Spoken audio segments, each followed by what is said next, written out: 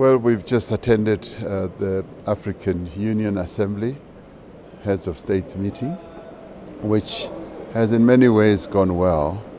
We as South Africa had been appointed as the chairperson of the Peace and Security Council, which is really the real main centerpiece of the work of the African Union Assembly, because the continent continues to work on the project of silencing the guns throughout the continent,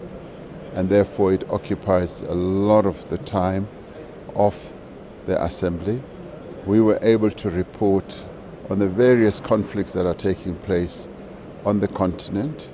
Of course, we started off with a great success in relation to Ethiopia, where there was a settlement in South Africa facilitated by President Obasanjo, President Kenyatta, and our own former Deputy President Phumzile Mlambo-Ngcuka, where we were able to get the government of Ethiopia and the Tigray Liberation Front to agree on a cessation of hostilities and to start working on peace. We're rather pleased to know and notice that peace is descending on Ethiopia, so that was a huge accolade that we paid to the key leaders who have been involved. We also dealt with the conflict that's been going on in the eastern DRC, and in that regard President Lorenzo of Angola has played a key role together with President Kenyatta and President Ndayishimiye of Burundi, and we were able to get a really good report where after a 5-hour meeting yesterday, President Lorenzo was able to bring the parties together, and we were able to confirm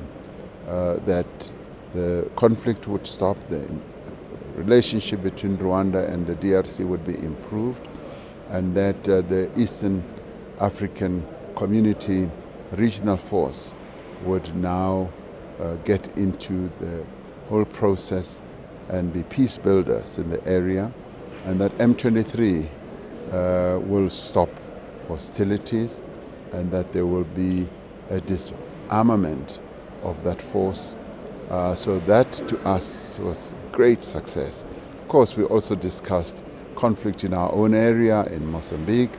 and applauded the steps that are being taken by SADC. We also looked at the conflict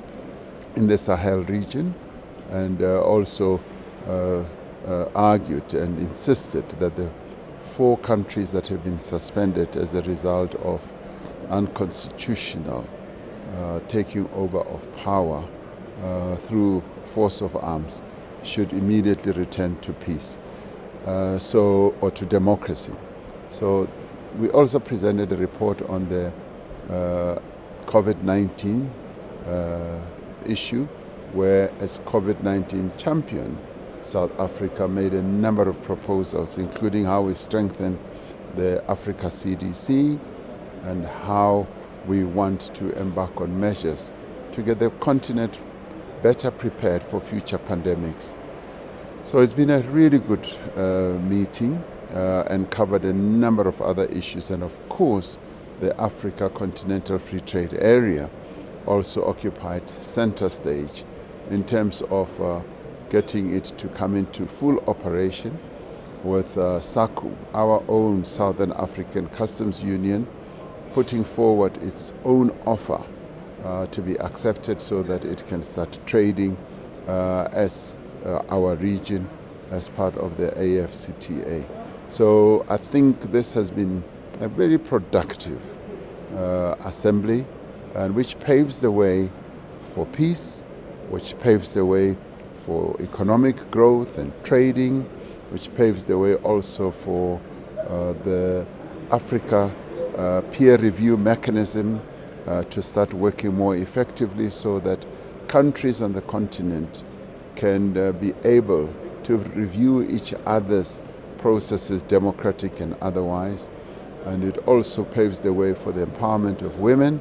and young people, and so that the continent is certainly dealing with the problems. There are many challenges, infrastructure challenges, and economic and many others. But